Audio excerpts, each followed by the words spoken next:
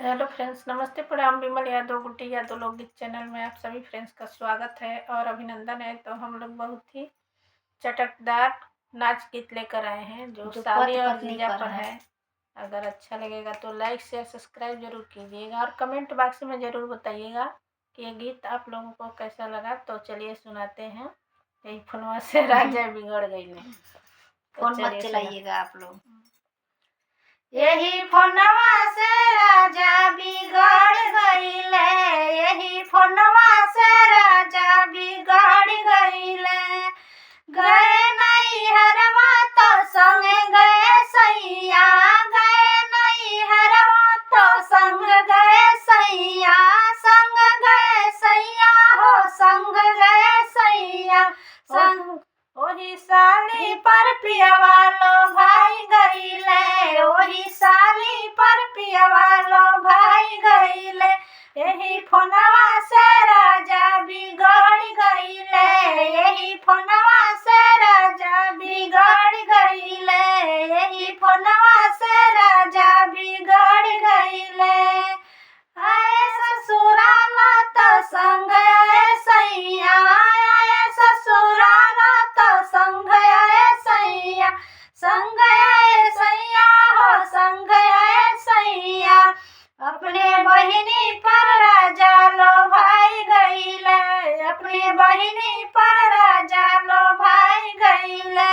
यही फोनवा से राजा बिगड़ गईले, यही फोनवा से राजा बिगड़ गईले, यही फोनवा से राजा बिगड़ गईले, यही फोनवा से राजा बिगड़ गईले।